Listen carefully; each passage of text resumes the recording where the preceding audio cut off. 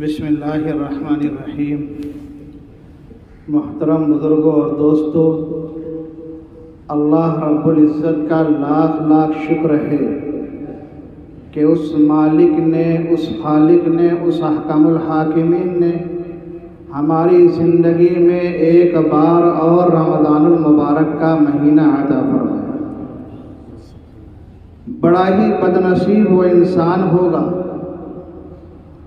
جو اس ماہ مبارک کو پا کر کے اپنے پیارے اللہ کو راضی نہ کر لے، اپنے گناہوں کو اپنے اللہ کے سامنے معاف نہ کروا لے۔ جبرائیل امین علیہ السلام نے فرمایا، بڑا بد نصیب وہ انسان ہے جس نے ماہ مبارک کو پایا پھر بھی اس کی مغفرت نہیں ہوئی۔ لاڈلے پیغمبر جناب محمد رسول اللہ صلی اللہ علیہ وسلم نے ارشاد فرمایا، آمین۔ تو مسلمانوں، ہم تو دعا کرتے ہیں کہ اللہ تعالیٰ آپ حضرات کی زندگی میں، ہم سب کی زندگی میں بار بار رمضان کی برکتیں اللہ عطا فرمائے، بار بار شب قدر کی فضیلتیں حاصل کرنے کے لیے اللہ تعالیٰ ہم سب کو قبول فرمائے۔ بڑے فضائل ہیں، جو کام آپ برسہ برس میں نہیں کر سکتے، اس مہینے کے اندر تھوڑے وقت کے اندر آپ وہ تمام برکتیں، رحمتیں، فضیلتیں حاصل کر سکتے ہیں۔ صحابہ کو یہی تو غم تھا۔ صحابہ نے کہا، پیارے پیغمبر، پچھلی امتوں کی عمریں 100 ہزار برس کی ہوئی ہیں، کسی کی 300 سال ہے، کسی کی 400 سال ہے، کوئی 1000 پار کر رہا ہے۔ یہ آپ کی امت کی عمر تو 60 برس ہے، 70 برس ہے، کوئی بڑا خوش نصیب ہوا تو 100 تک پہنچا ہے۔ تو یہ امت اس امت کا مقابلہ کیسے کر سکتی ہے؟ فرمایا، اللہ رب العزت نے اس امت کے اندر وہ راتیں رکھی ہیں کہ اگر ان راتوں میں ایک دن جاگ کر یہ امت اپنے رب کے سامنے روئے، گڑ گڑائے، اللہ کو راضی کرے، فرمایا برسہ برس کی عبادتوں سے افضل ہے۔ تو یہ مہینہ مسلمانوں اپنے رب سے قریب ہونے کا ہے۔ معلوم نہیں آئندہ یہ نصیب ہو نہ ہو، ہمیں تو اس بھروسے پہ رہنا ہی نہیں ہے کہ آئندہ بھی ہمارے زندگی میں رمضان آئے گا۔ مانگنا ضرور ہے کہ اللہ ہماری عمروں میں برکت عطا فرمائے، ہمیں اپنے راضی کرنے کی کیا ہے، اعمال کی توفیق عطا فرمائے، خوب لمبی عمروں سے اللہ ہم سب کو مالا مال فرمائے۔ مانگنا ضرور ہے، لیکن امید یہ رکھنا ہے کہ معلوم نہیں شاید زندگی کا آخری رمضان، شاید زندگی کی آخری تراویح ہو، شاید زندگی کا آخری جمعہ ہو۔ لاڈلے پیغمبر جناب محمد رسول اللہ صلی اللہ علیہ وسلم نے ارشاد فرمایا، اے لوگو، اس مہینے میں 4 کام کثرت سے کیا کرو۔ کتنے کام کرنے ہیں بھائی؟ 4 کام۔ ہر کوئی عمل کرنے کی کوشش کرے، بڑا مختصر عمل ہے، تمام اعمال کرنے، نماز پڑھنا ہے، روزہ رکھنا ہے، فرمایا ان کے علاوہ 4 کام اور کیا کرو۔ نمبر 1، فرمایا کلمہ لا الہ الا اللہ کثرت سے پڑھا کرو۔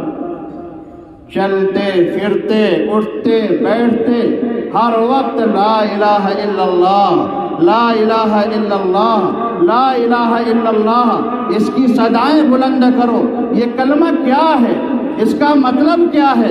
مسلمانوں، مختصر لفظوں میں کہا جائے، اس کا مطلب یہ ہے، جو کچھ ہوتا ہے اللہ کی ذات سے ہوتا ہے، کسی کی ذات سے کچھ نہیں ہوتا۔ کرنے دھرنے والی ذات اللہ ہے، بیماری دینے والا اللہ ہے، شفا دینے والا اللہ ہے، برکت دینے والا اللہ ہے، مال میں نفع اور نقصان پہنچانے والا اللہ ہے۔ بندے سے کچھ نہیں ہوتا ہے، نہ ہوا ہے نہ ہوگا، کرنے والی ذات ایک اللہ کی ہے، لا الہ الا اللہ، وہی ہمارا معبود ہے، اس کے علاوہ کوئی ہمارا معبود نہیں۔ اسی کے سامنے سجدہ کرنا ہے، اسی کے سامنے پیشانی کو ٹیکنا ہے، اسی کو منانا ہے، اسی سے مانگنا ہے، اسی کو راضی کرنا ہے۔ مسلمانوں، جو اس کو راضی کر لیا دنیا اس سے راضی ہو گئی، جس نے اس کو ناراض کر لیا چاہے دنیا کو راضی کرتا رہے پھر بھی کچھ بننے والا نہیں ہے۔ کرنے دھرنے والی ذات ایک ہے، لا الہ الا اللہ، وہ میرا رب ہے، میرا خالق ہے، معبود ہے، اس کے علاوہ دنیا میں کوئی دوسری ذات نہیں ہے۔ تو فرمایا لاڈلے پیغمبر نے کلمہ طیبہ کا ورد کثرت سے کر، پڑھیں گے انشاءاللہ لا الہ الا اللہ، ایک مرتبہ پڑھ لیجئے لا الہ الا اللہ، ہاں لا الہ الا اللہ، چلتے پھرتے سوتے لیٹتے پڑھا کیجیے۔ دوسری چیز کیا فرمائی؟ استغفار کی کثرت کیا کرو۔ استغفار کیا ہے؟ استغفر اللہ ربی من کل ذنب واتوب الیہ، عربی میں نہیں آتی، آپ اردو میں کہیں پیارے اللہ میں مجرم ہوں، گناہگار ہوں، بڑا جرم کیا ہے، پیارے اللہ اپنے تمام جرموں سے معافی مانگتا ہوں، اسی کا نام استغفار ہے۔ کثرت سے آپ اپنے رب کے سامنے استغفار کریں۔ استغفار وہ عمل ہے، لاڈلے پیغمبر جناب محمد رسول اللہ صلی اللہ علیہ وسلم نے ارشاد فرمایا، بندہ اگر استغفار کو لازم پکڑ لے اللہ تعالیٰ ہر تنگی سے نکلنے کے راستے پیدا فرماتا ہے۔ کیسی بھی تنگی ہو، کیسی بھی مصیبتیں ہوں، آپ کو دنیا کے سارے بد دروازے بند نظر آتے ہیں، پھر بھی وہ احکم الحاکمین استغفار کی برکت سے سارے دروازوں کو کھول دیتا ہے۔ اور کیا فرمایا؟ اگر بندہ استغفار کو لازم پکڑ لے اللہ روزی ایسی جگہ سے دیتے ہیں جہاں سے ہمارا وہم اور گمان بھی نہیں ہوتا۔ اور حقیقت یہی ہے، ہم نے تو جتنوں کو بتایا، لوگ بڑی بڑی پرابلم کو لے کے آتے، ہماری زندگی کا یہ تجربہ ہے کہ اگر کوئی بھی مصیبت ہو تھوڑا صدقہ نکالیے اور اپنے مجبوری اور پریشانی کی نیت کر کے استغفار پڑھنا شروع کر دیجیے، پھر دیکھیے چند دنوں کے اندر آپ کے حالات بدل جائیں یقین کے ساتھ، چونکہ جو لاڈلے پیغمبر نے فرما دیا مسلمانوں، اس سے زیادہ سچی اور پکی بات کسی کی نہیں ہو سکتی، وہ اٹل فیصلہ ہے۔ آپ نے فرمایا استغفار کثرت سے کیا کرو۔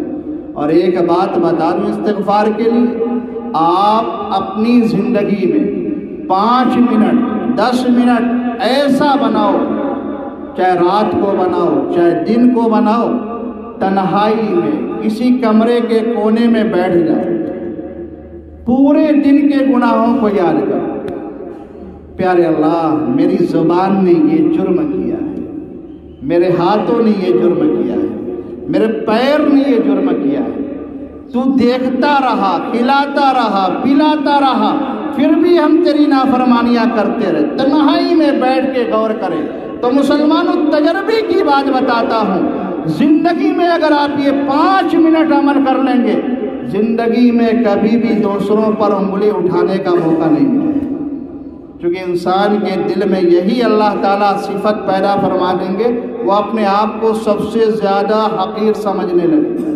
سمجھے گا میں ہی دنیا میں سب سے بڑا مجرم ہوں۔ اور یہ صفت اللہ کو بہت زیادہ پسند ہے۔ کیا فرمایا؟ من تواضع للہ، جو بندہ تواضع اختیار کرتا ہے، عاجزی اختیار کرتا ہے، اپنے رب کے سامنے اپنے آپ کو بہت معمولی سمجھتا ہے، فرمایا اللہ اس کے درجات کو بلند فرماتے ہیں۔ تو پہلا کام کیا ہوا؟ کلمہ طیبہ کا ورد کرنا۔ دوسرا عمل کیا ہوا؟ استغفار کثرت سے۔ عربی میں آئے استغفر اللہ استغفر اللہ استغفر اللہ، مختصر لفظ ہے، اور یہ بھی نہ آئے تو اردو میں آپ توبہ کرتے رہا کیجیے۔ اور تیسرا کام بتلایا کہ اپنے رب سے جنت کا سوال بھول کیا تھا۔ یہ مہینہ رب کو راضی کرنے کا ہے تو مسلمانوں اللہ سے جنت مانگو، خوب مانگو۔ ہاں، اللہم انی اسألک الجنت الفردوس، اللہم انی اسألک الجنت الفردوس۔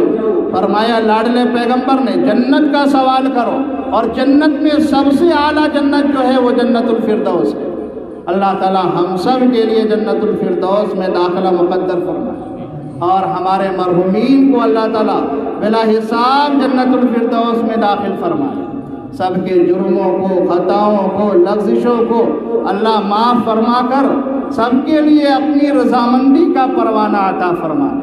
چوتھا کام فرمایا جہنم سے خوب اللہ کی پناہ مانگا کرو۔ اللہم انی اعوذ بک من عذاب جہنم، اللہم انی اعوذ بک من النار، اللہم انی اعوذ بک من عذاب القبر۔ اے اللہ میں تجھ سے جہنم سے پناہ چاہتا ہوں، پیارے اللہ میں تجھ سے جہنم کے عذاب سے پناہ چاہتا ہوں، قبر کی ہولناکیوں سے پناہ چاہتا ہوں۔ مسلمانوں اتنا ہمدرد پیغمبر آپ کو نہیں ملا، اتنی امت کی فکر کرنے والا۔ فرمایا جنت کا سوال کرو، کثرت سے کرو، اپنے رب سے مانگو، یہ مہینہ مانگنے کا ہے، مانگو گے مل جائے گا۔ فرمایا جہنم سے اپنے آپ کو بچا لو، کثرت سے اللہ کے سامنے کیا ہے جہنم سے پناہ مانگا کرو تو اللہ تمہاری جہنم سے حفاظت فرما دیں گے۔ اللہ تعالی ہم سب کو ان تمام باتوں پر عمل کرنے کی توفیق عطا فرمائے۔ پہلا کام کرنا ہے کلمہ طیبہ کو خوب پڑھنا ہے، دوسرا کام کرنا ہے استغفار کثرت سے کرنا ہے، جنت کا اللہ سے سوال کرنا ہے، جہنم سے اللہ کی پناہ مانگنا ہے۔ اللہ تعالی ہم سب کو ان باتوں پر عمل کرنے کی توفیق عطا فرمائے۔ رمضان کے ایک ایک لمحے کی قدر کر کے اللہ تعالی ہمیں آخرت کی خوب تیاری کرنے کی توفیق عطا فرمائے۔ ہمارے اور پوری امت کے اللہ تعالی گناہوں کو معاف فرمائے۔ اللہ تعالیٰ پوری امت کے مسلمانوں کی پریشانیوں کو، دکھ کو، تکالیف کو، ان کی مصیبتوں کو اللہ آنن فانن جلد جلد ختم فرمائے۔ تمام بیماروں کو شفائے عاجلہ کاملہ مستمرہ نصیب فرمائے۔ سب کو صحت کے خزانے سے اللہ مالا مال فرمائے۔ جو روزی سے پریشان ہے اللہ تعالیٰ حلال روزی سب کو عطا فرمائے۔ وآخر دعوانا الحمدللہ۔